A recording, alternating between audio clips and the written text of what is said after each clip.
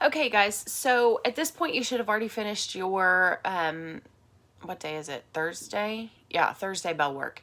If you haven't finished that yet or haven't started it yet, I'm going to ask the guest teacher to go ahead and hit pause on this video and give you guys 5 minutes to finish the Thursday bell work.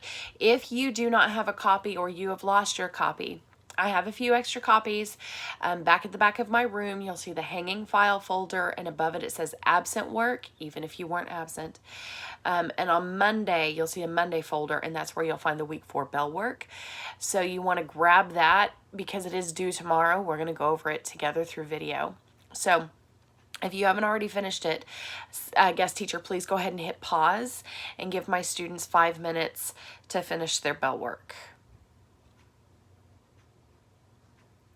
Okay, so now you should have finished the bell work and we should be getting started with chapter 6.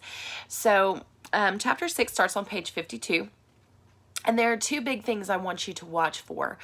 The first is Brian's interaction with nature in this book, because that's something he's not used to. So watch how he interacts with animals, with insects, things of that nature. Also watch... you'll remember how Mr. Perpich, he has this memory of Mr. Perpich, and he talks about how Mr. Perpich says you are your best asset and to get motivated and all that kind of stuff. I want you to kind of keep a running list, and if you have your own copy of the book, I want you to be writing, but keep track of the ways in which Brian is self-sufficient, the ways in which he is actually being his own best asset and being motivated and getting motivated and staying on top of things in this scenario, because that's going to reveal a lot about his character, which is going to tie in with the theme. Okay, so let's get started on page 52. 2 years before, he and Terry had been fooling around down near the park, where the city seemed to end for a time and the trees grew thick and came down to the small river that went through the park. It was thick there and seemed kind of wild, and they had been joking and making things up, and they pretended that they were lost in the woods and talked in the afternoon about what they would do.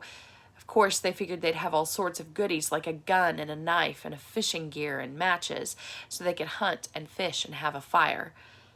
I wish you were here, Terry, he thought, with a gun and a knife and some matches.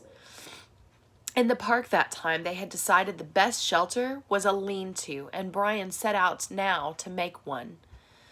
Maybe cover it with grass or leaves or sticks, he thought, and he started to go down to the lake again, where there were some willows he could cut down for braces.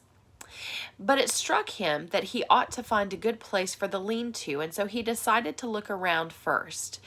He wanted to stay near the lake because he thought the plane, even deep in the water, might show up to somebody flying over, and he didn't want to diminish any chance he might have of being found. His eyes fell upon the stone ridge to his left, and he thought at first he should build his shelter against the stone. But before he decided to check out the far side of the ridge, and that was where he got lucky. Using the sun and the fact that it rose in the east and set in the west, he decided that the far side was the northern side of the range. At one time, in the far past, it had been scooped by something, probably a glacier, and this scooping had left a kind of sideways bowl back in under a ledge. It wasn't very deep, not a cave, but it was smooth and made of perfect roof, and he could almost stand in under the ledge. He had to hold his head slightly tipped forward at the front to keep it from hitting the top. Some of the rock that had been scooped out had also been pulverized by the glacial action, turned into sand, and now made a small sand beach that went down to the edge of the water in front and to the right of the overhang. It was his first good luck. No, he thought, he had had luck in the landing, but this was good luck as well, luck he needed. All he had to do was wall off part of the bowl and leave an opening as a doorway, and he would have a perfect shelter, much stronger than a lean-to and dry because the overhang made a waterproof roof. So I'm going to ask you, he's used the word luck several times in a very short amount of time. I want you as a class to discuss, to have a conversation as to how much luck is actually playing into this. Is he lucky, or is there something else at play here for the fact that some things are kind of going his way given the plane crash? So, guest teacher, if you'll hit pause, allow my students to have a conversation about this, and then we will continue.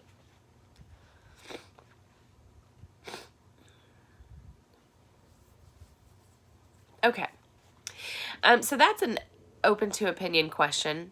I am really curious to know how many of you fall on the side of luck, that you think he's lucky and things kind of panned out for him, versus how many of you think there's some other driving force that has led to his good fortune here. Maybe we'll have that conversation when I get back. So we'll continue page 54, about a quarter of the way down the page. He crawled back in under the ledge and sat. The sand was cool here in the shade, and the coolness felt wonderful to his face, which was already starting to blister and get especially painful on his forehead, with the blisters on top of the swelling. He was also still weak. Just the walk around the back of the ridge and the slight climb over the top had left his legs rubbery. It felt good to sit for a bit under the shade of the overhang in the cool sand. And now, he thought, if I just had something to eat. Anything. When he had rested a bit, he went back down to the lake and drank a couple of swallows of water. He wasn't all that thirsty, but he thought the water might help to take the edge off his hunger. It didn't. Somehow, the cold lake water actually made it worse, sharpened it. He thought of dragging in wood to make a wall on part of the overhang, and picked up one piece to pull up, but his arms were too weak, and he knew then that it wasn't just the crash and injury to his body and head. It was also that he was weak from hunger. He would have to find something to eat. Before he did anything else, he would have to have something to eat. But what? Brian leaned against the rock and stared out at the lake. What in all of this was there to eat? He was so used to having food just be there, just always being there. When he was hungry, he went to the icebox or to the store or sat down to a meal his mother cooked. Oh, he thought, remembering a meal now. Oh. And it was last Thanksgiving, last year, the last Thanksgiving they had as a family before his mother demanded the divorce and his father moved out in the following January. Brian already knew the secret, but did not know it would cause them to break up, and thought it might work out. The secret that his father still did not know, but that he would try to tell him when he saw him. The meal had been turkey, and they cooked it in the backyard in the barbecue over charcoal with the lid down tight. His father had put hickory chips on the charcoal, and the smell of cooking turkey and the hickory smoke had filled the yard. When his father took the lid off, smiling, the smell that had come out was unbelievable, and when they sat to eat, the meat was wet with juice and rich and had the taste of the smoke in it. Okay, so I'm going to pause, ask the guest teacher to pause as I ask a couple of questions, okay? So there's going to be like one question with like, I think, 2 follow-up questions. So I'm going to ask the first one, have you guys pause and discuss it, hit play, I'll ask the second one, hit pause and discuss it, hit play, ask the third. Okay, so my first question is, Brian has 2 memories here. He has 2 memory moments where he remembers life before this crash when he was in the city. So the setting plays a pretty important role here in understanding his conflict. So I want you as a class to discuss the 2 memories he has in the city, and compare and contrast, so find similarities and differences in the city and the wilderness, and how that difference or that change is affecting the conflict for Brian. So if the guest teacher will just hit pause now, you guys can have that conversation and then we'll continue.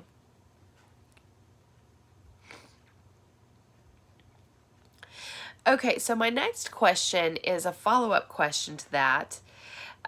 Which is, as he's having these memory moments, it brings back the secret with his mom, and we can put 2 and 2 together, and it's basically come out and said it without saying it, that his mom had a boyfriend, right? Mom's been seeing somebody else, been keeping it a secret, and Dad doesn't even know. Dad does not realize that the reason he ended up divorced from Mom is because Mom had somebody else. And so Brian does have the secret, and he's 13 years old. So this leads to my next question is, what does he decide to do with that secret? Because here he makes a resolution. He's resolved. He makes a decision on what he's going to do with this secret. So that's my first question is, what is he going to do with the secret? And then I want you guys to talk about why he's able to come to that decision now. Why now is he able to decide what this decision is? So guest teacher, if you'll hit pause so that my class can discuss that, I'd really appreciate it.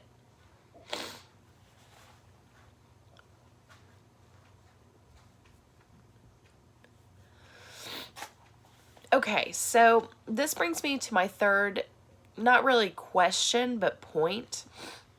So that last paragraph that we read on page 55 is a descriptive paragraph. So it spends the paragraph describing the sights and the smells and the tastes and all of that of the Thanksgiving feast. And this is what we call a descriptive paragraph because it does appeal to the senses, the 5 senses. When you guys come in tomorrow and you do your constructed response, there is at least one option, if not all of them, that are going to be the option of a descriptive writing paragraph. You're going to have to be able to describe. So if you want a model to go back to, something to look at to see what description should look like, that last paragraph on page 55 is the one to go to.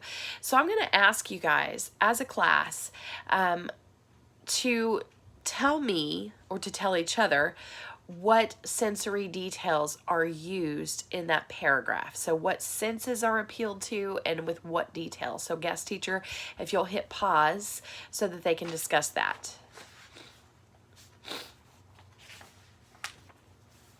Okay, so page 56, we're going to start at the top of page 56 and continue to the finish. We might stop every couple pages for a question, but we're going to push through. He had to stop this. His mouth was full of saliva and his stomach was twisting and growling. What was there to eat? What had he read or seen that told him about food in the wilderness? Hadn't there been something?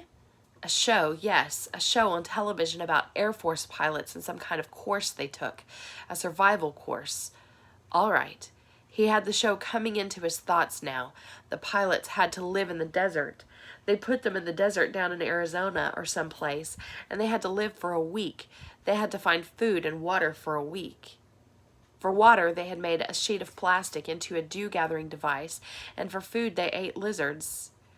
That was it. Of course, Brian had lots of water, and there weren't too many lizards in the Canadian woods. That he knew. One of the pilots had used a watch crystal as a magnifying glass to focus the sun and start a fire so they didn't have to eat the lizards raw. But Brian had a digital watch without a crystal broken at that, so the show didn't help him much. Wait, there was one thing. One of the pilots, a woman, had found some kind of beads on a bush, and she had used them with her lizard meat to make a little stew in a tin can she had found. Bead lizard stew. There weren't any beads here, but there must be some berries. There had to be berry bushes around. That's what everybody always said. Well, he had actually never heard anybody say it, but he felt that it should be true. There must be berry bushes. So I've got a question here as I get ready to let my dog out. The first is, I guess it's really more one question, but so we talked about how purpose describes him as his own best asset. So what ways at this point has Brian made himself his own best asset? So what ways at this point has he relied on himself as a resource to solve problems and to provide for the things that he needs? So take a minute, hit pause, and share with the class.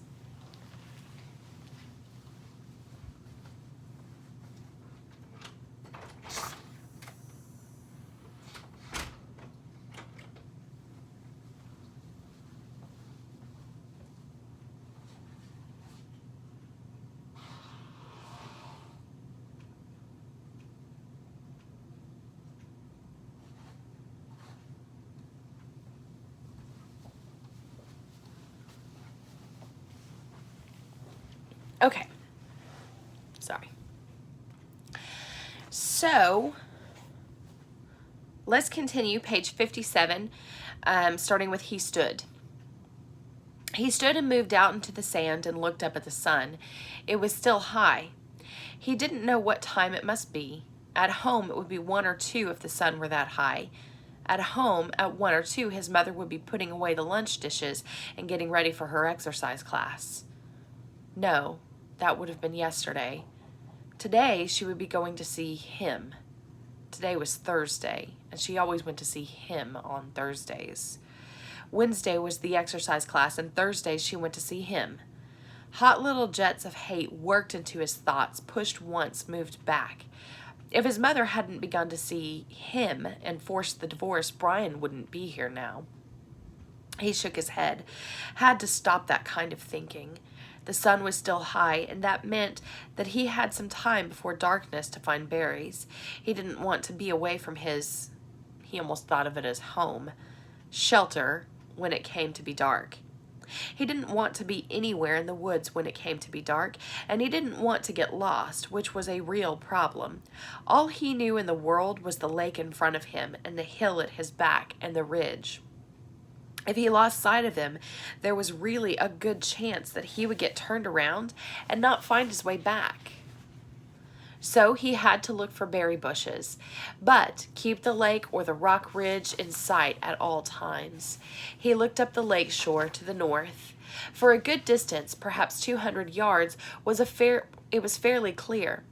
There were tall pines, the kind with no limbs until very close to the top, with a gentle breeze sighing in them, but not too much low brush. 200 yards up, there seemed to be a belt of thick lower brush starting about 10 or 12 feet high, and that formed a wall he could not see through. It seemed to go on around the lake, thick and lushly green, but he could not be sure.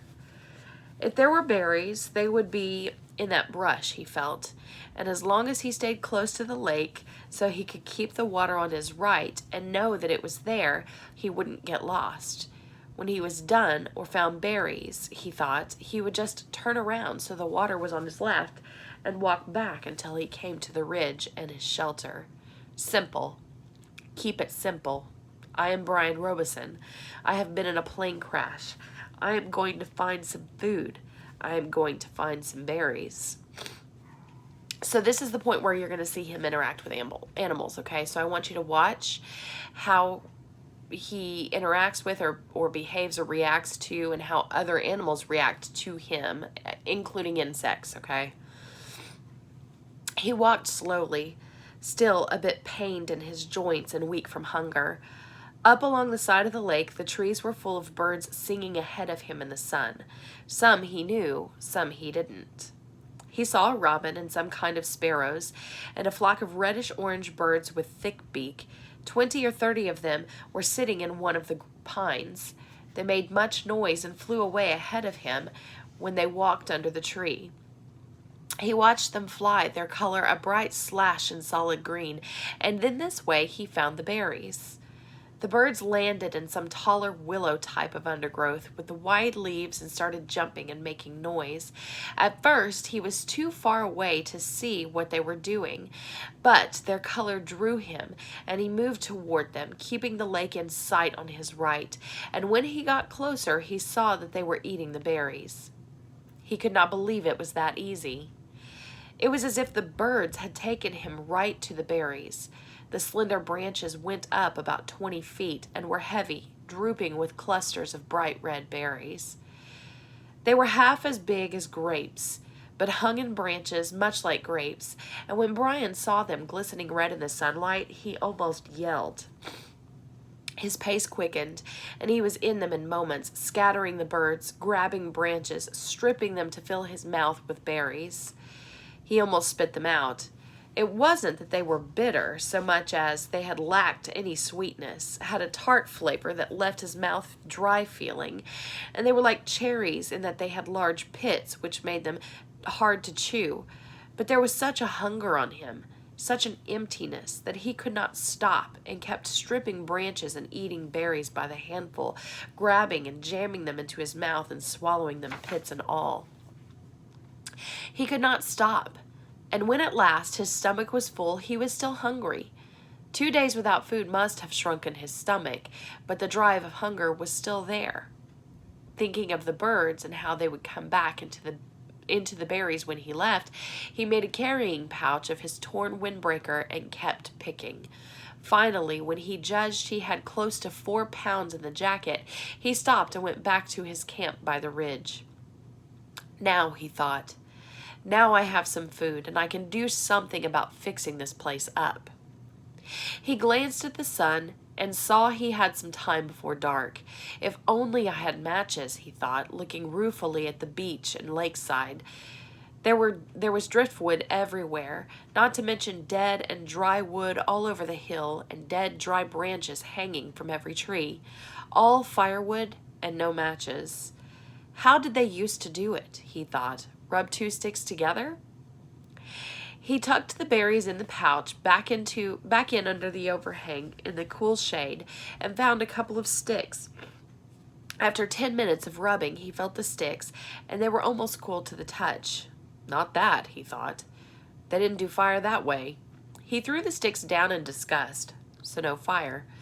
But he could still fix the shelter and make it, here the word safer came into his mind, and he didn't know why, more livable. Kind of close it in, he thought.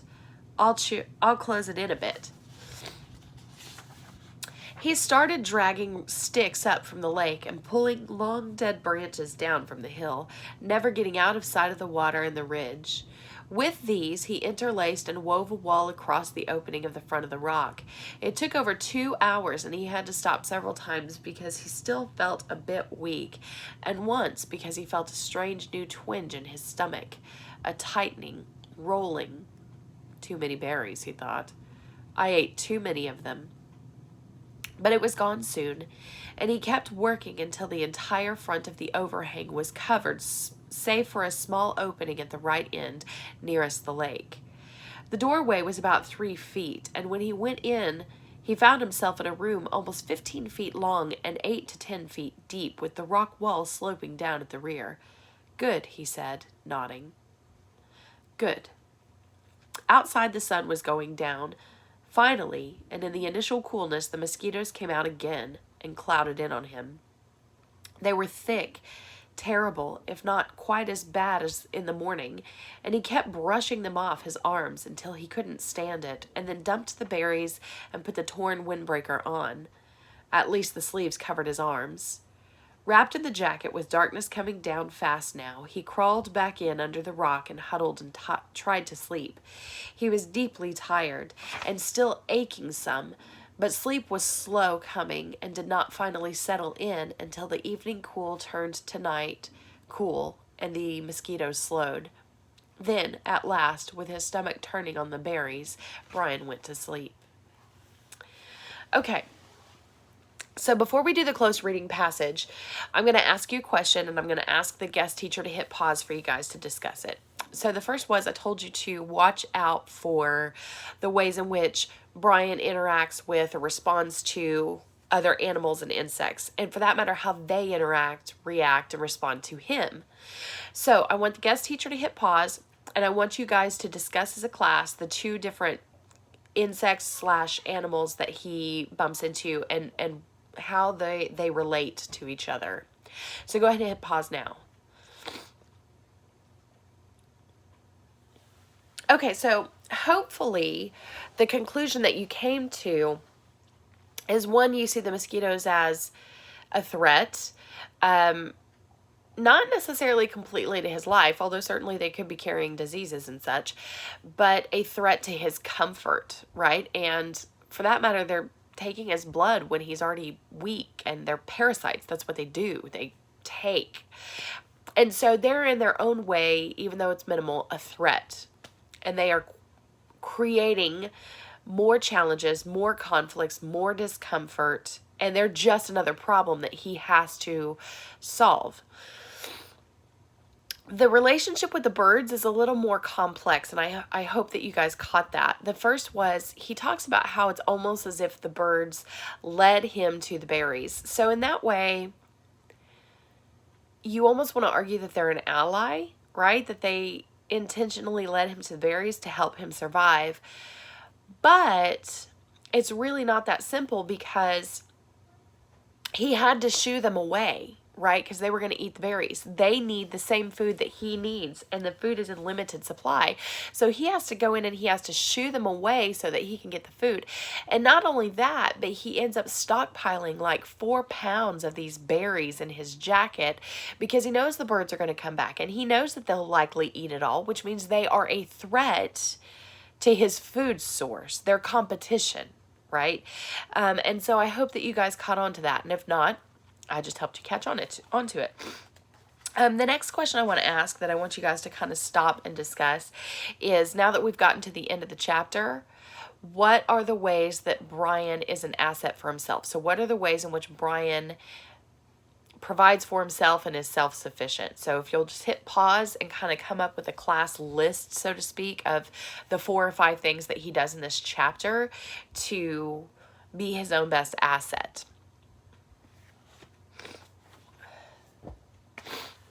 Okay, so now we're going to do our chapter 6 close reading. If you have not already gotten out the chapter 6 close reading passage, you need to get that out now.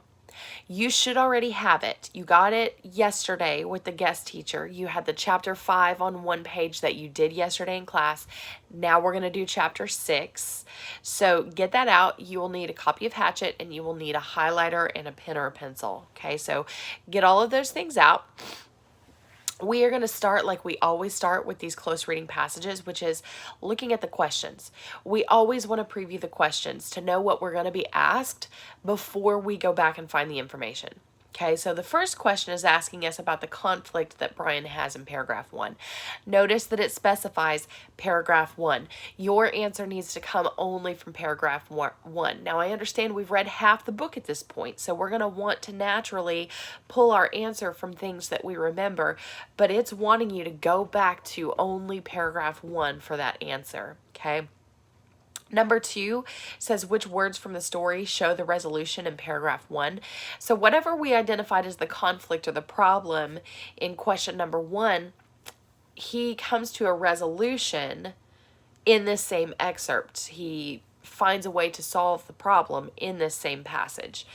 You guys have to pick which one of the lines from the story shows that resolution, shows the way that he solves that problem that you identified in number 1. Number 3 says, what is Brian's new problem in paragraph 3?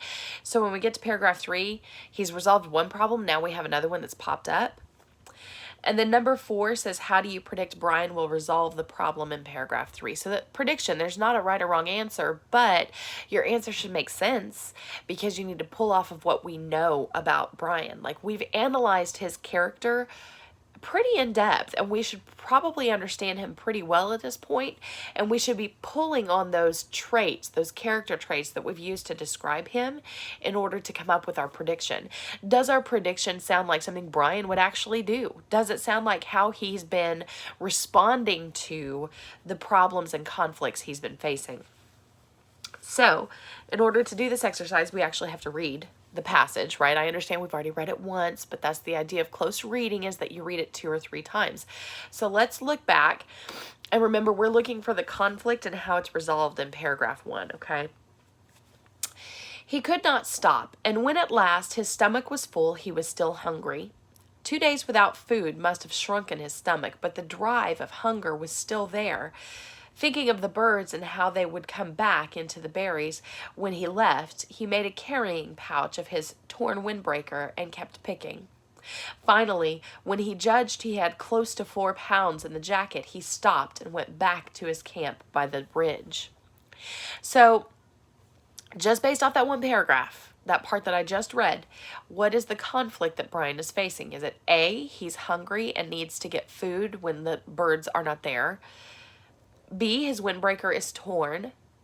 C, he is not able to put the berries in his windbreaker. Or D, the birds are coming back to attack him. So I want you as individuals, not as a class, to discuss. As individuals, I want you to look at the answers, choose the one you feel is best. Keep in mind we're pulling only from this first paragraph, okay? So don't take anything else into mind when you choose whatever answer you choose.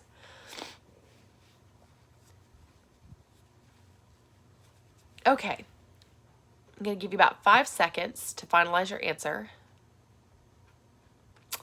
Okay, so hopefully you guys came up with A, that he's hungry and he needs to get food when the birds are not there because he knows the birds are competition for his food source. And so if he's going to eat, he has to take advantage of this time when the birds aren't there. If he doesn't take food, he's going to lose his food source because the birds are going to eat it all, and he knows that. So looking at number 2, it's wanting to know which of the lines from the story shows the resolution to that problem. So is it A, he could not stop, and when at last his stomach was full, he was still hungry? B, finally, when he judged he had close to 4 pounds in the jacket, he stopped and went back to the camp by the ridge? C, he glanced at the sun and saw he had some time before dark? Or D, there was driftwood everywhere? Which of those sentences from that passage, from paragraph 1, supports the resolution to this problem of being hungry and getting food while the birds are gone? So take a moment to, as an individual, choose the answer you feel is best. And we're going to go over the answer in about 5, 4, 3, 2, 1.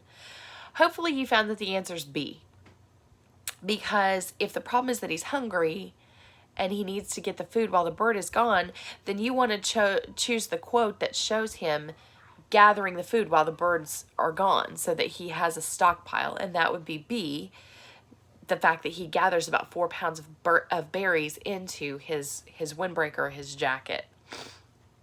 So looking at number 3, wants to know the new problem in paragraph 3. So let's read paragraph 2 and 3 and figure out what, now that he's resolved this conflict of being hungry and the birds, and he's resolved it by gathering 4 pounds of berries, he has another problem that comes up. Let's see what that problem is. Now, he thought, now I have some food and I can do something about fixing this place up. He glanced at the sun and saw he had some time before dark. If only I had matches, he thought, looking ruefully at the beach and lakeside. There was driftwood everywhere, not to mention dead and dry wood all over the hill, and dead dry branches hanging from every tree, all firewood, and no matches. How did they used to do it? He thought. Rub 2 sticks together? So in paragraph 3, that last paragraph in this passage, what new problem does he encounter? A, he can't find any wood. B, he was feeling sick. C, he does not know how to make a fire. Or D, his matches wouldn't work. So which one of those 4 is the new conflict he's facing in paragraph 3? As individuals, come up with your answer, and we will go over it together in just a few seconds. 5, 4, 3, 2, 1. Hopefully the answer you found was C. He does not know how to make a fire. The first option, he can't find any wood, is not valid because it talks about seeing dead dry branches and dry wood everywhere, all of which would make great firewood. So it's not that he has a shortage of firewood. He's in the wilderness. He's in the Canadian woods. There's plenty of firewood, right? Says he was feeling sick. Well, that paragraph says absolutely nothing about him feeling sick. While we know that he was probably feeling a little bit puny from the berries, we don't know that because of the 3rd paragraph. So you have to make sure your answer stays from the 3rd paragraph. And we can rule out D, his matches wouldn't work, because we know he doesn't have matches at all, let alone matches that would work. So that really only leaves us with C. He doesn't know how to make a fire. He has the firewood, he has a lot of the resources he needs, but it doesn't matter if you have the resources if you don't know how to actually use them and make the fire. So number 4 says, how do you predict Brian will resolve this problem in paragraph 3? So based off of what we know about Brian's character, who we know him to be, what traits we have talked about, whether it's brave or the fact that he perseveres or that he's a problem solver or that he is thoughtful and pensive, or that he's well read. All these things that we talked about him as a character. Based off of what we know about him, what would you expect him to do to solve this problem? So I want no discussion on this because I want each person's individual opinion. I want your own thoughts, your own predictions based off of how you understand Brian's character. But notice that it's 4 sentences, okay, or 4 lines. So if it's 4 lines, it's a short answer question. You are expected to write 1 complete sentence. We're not doing fragments. We're not doing in single words, like 1-word answers. It is a complete sentence, which means we are capitalizing the first word of the sentence. We are putting a period at the end of the sentence. We are using our best spelling and grammar and punctuation throughout the sentence, okay? So make sure you do that. At this point, I'm going to end the video and just remind you guys that once you first of all, you need to finish that question once we finish up with this video. But then tomorrow when you come in, bring your chapters 5 and 6, close reading passage, bring your copy of Hatchet if you have your own copy. Bring your chapters 1 through 4 discussion questions that you got on Tuesday because you'll have time to finish those if you haven't finished them already. And bring an independent reading book just in case you have any downtime, and I'll expect you guys to read quietly. So I hope that you guys have a good rest of the week, and I will see you guys soon. And Ruby apparently also wants to say something. Ruby, Mama, what? Why don't you say hi and bye to my students? Bye. All right, bye guys.